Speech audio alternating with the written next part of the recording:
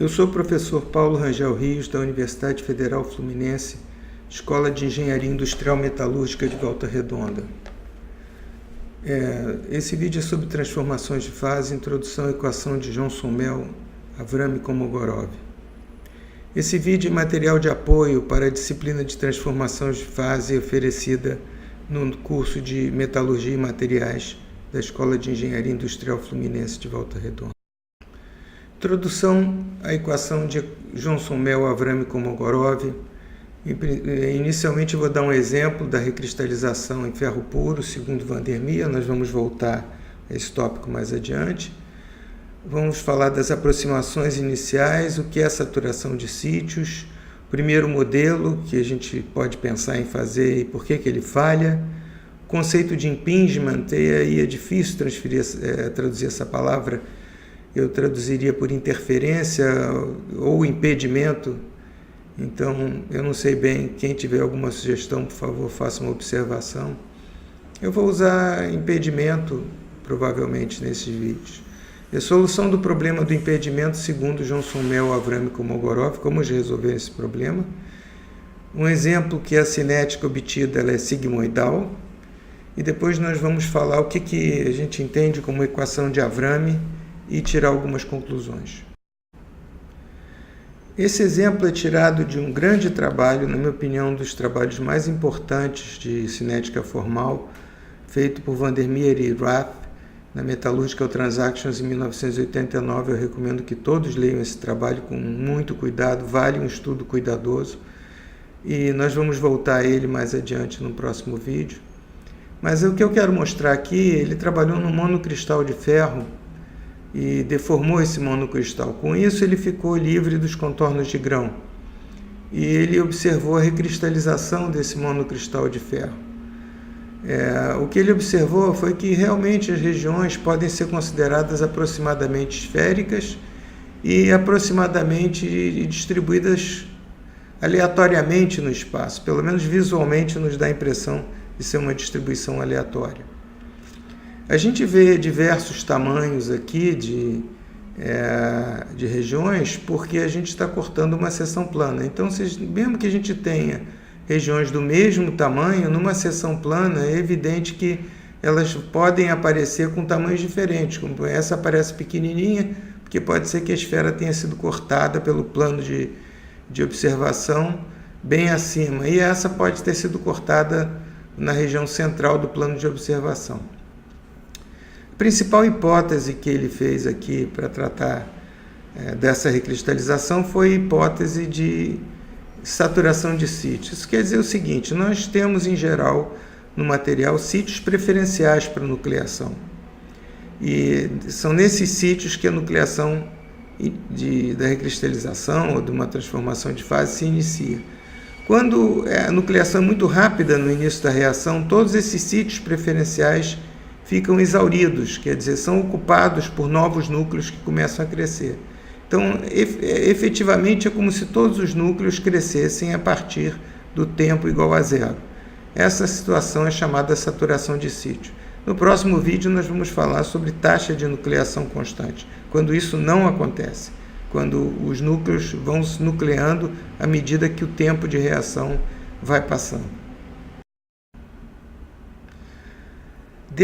Dessa figura, nós podemos imaginar, vamos dizer, as principais hipóteses das equações básicas que foram deduzidas por Johnson-Mel, Avram e Kolmogorov no final da década de 30, início da década de 40, quer dizer, nós já estamos aí com quase 80 anos, e é difícil um trabalho científico resistir tanto tempo, né, esse teste do tempo.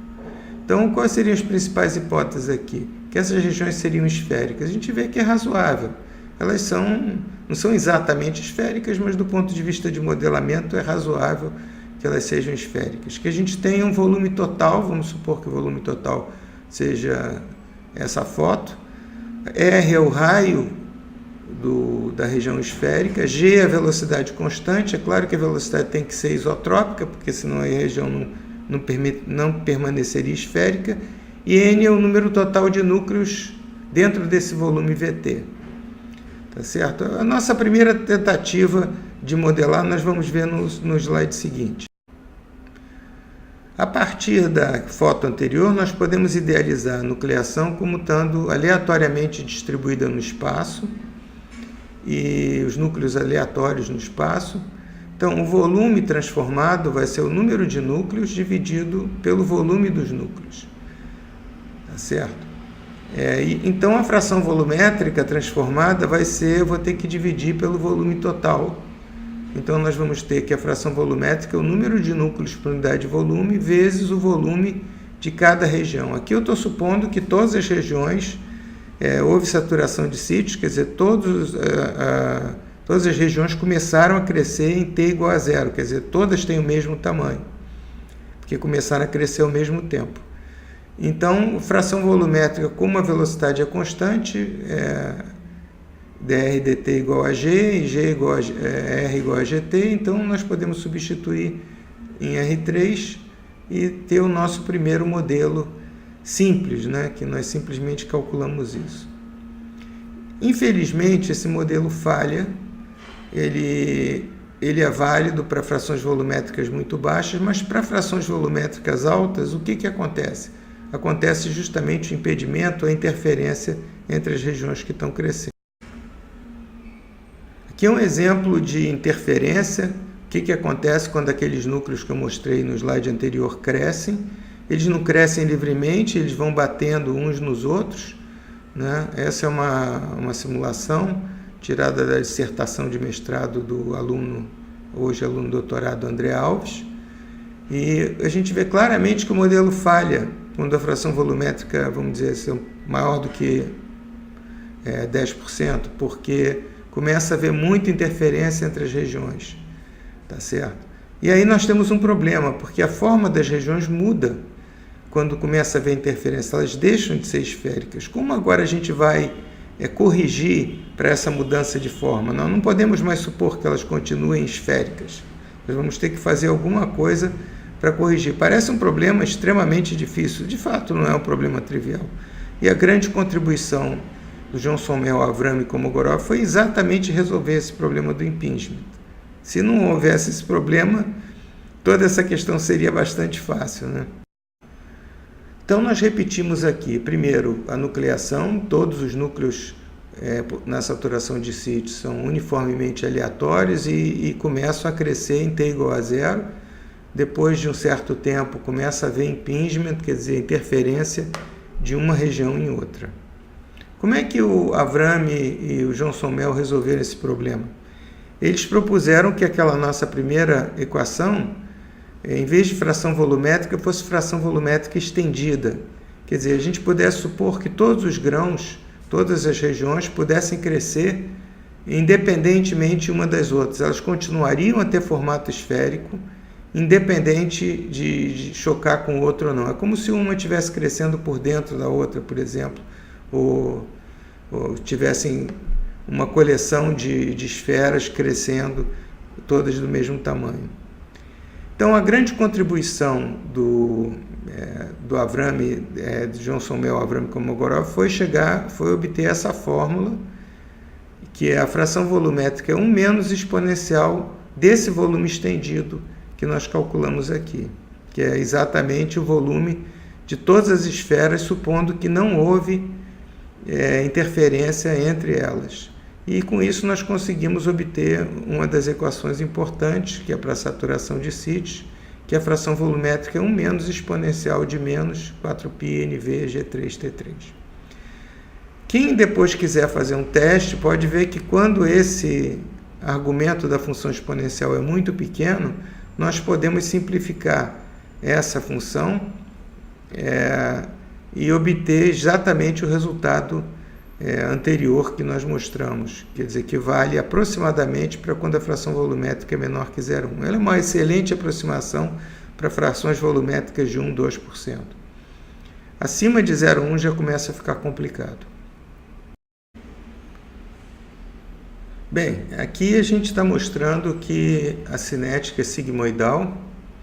Aqui nós temos nessa linha contínua a equação analítica, e esses pontos são pontos de uma simulação que nós fizemos Não vou dar aqui os detalhes da simulação, a simulação é até antiga, em que aqui é fração volumétrica, aqui é tempo. A gente vê que a cinética é chamada sigmoidal. Essa simulação é para saturação de sítios. Nós poderíamos também ter taxa de nucleação constante, e nós teríamos uma expressão desse tipo aqui. Note que o expoente aqui é T igual a 4. Tá certo?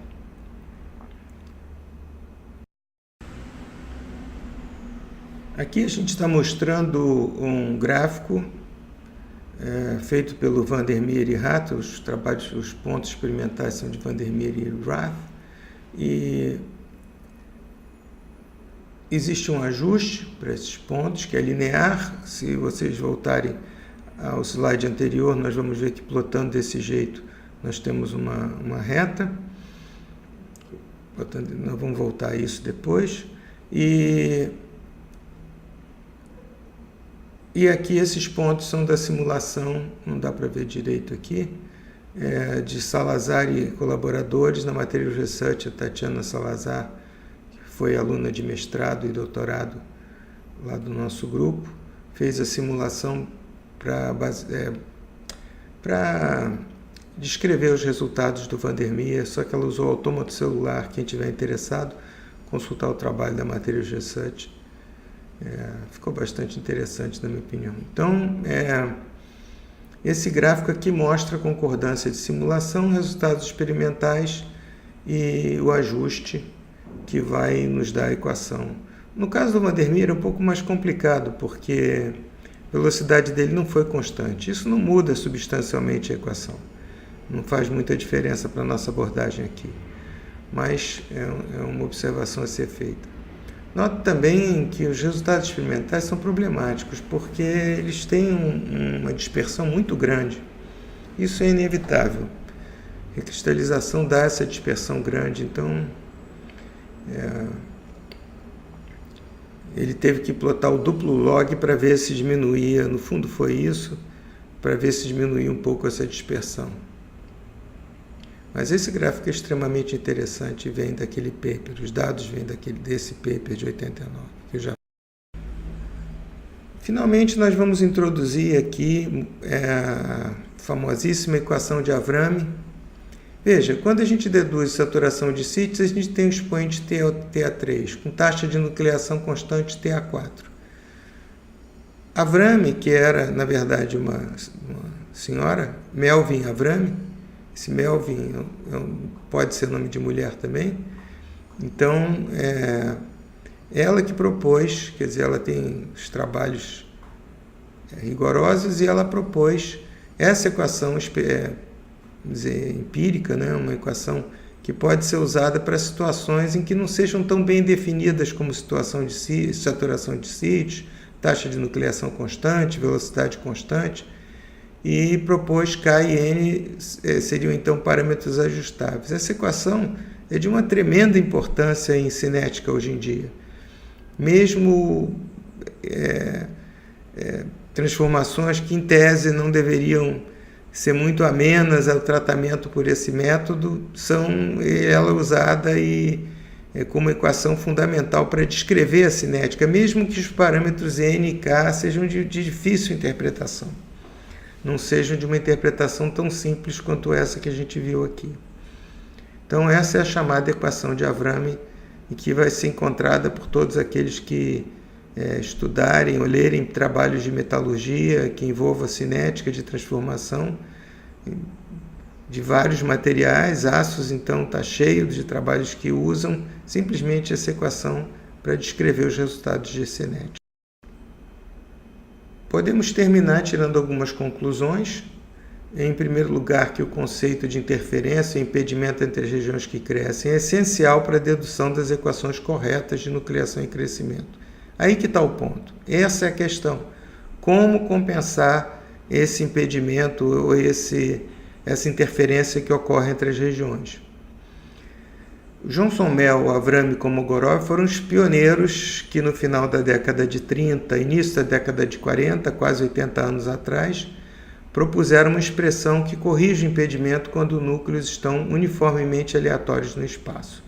Veja, essa equação só é válida quando os núcleos são aleatórios. Se eles estiverem dispostos periodicamente, a correção de Avram-Johnson-Mel não vale mais. Duas expressões são obtidas para dois casos fundamentais que nós mostramos, saturação de síntese e taxa de nucleação constante. No próximo vídeo nós vamos deduzir passo a passo a equação de taxa de nucleação constante. E a cinética prevista da fração volumétrica contra o tempo é sigmoidal. E uma outra maneira de plotar isso seria usar o duplo log, que também nós vamos ver mais adiante, que vai produzir uma linha reta. Uma generalização desse tratamento foi proposta por Avram, que propôs essa equação, que é conhecida como equação de Avram, que contém dois parâmetros ajustáveis, e NK não necessariamente podem ser interpretados de maneira fundamental, como a gente interpretou as equações que a gente deduziu. Mas ela tem sido aplicada largamente e com sucesso na descrição de um número considerável de transformações nos sólidos. Espero que esse vídeo seja útil para os alunos da disciplina de transformação de fase, e mais do que isso, que possa ser útil também para outros alunos de ciência dos materiais ou de outras especialidades afins, quem sabe até para professores que estejam interessados no assunto. Eu queria agradecer e me despedir até o próximo vídeo.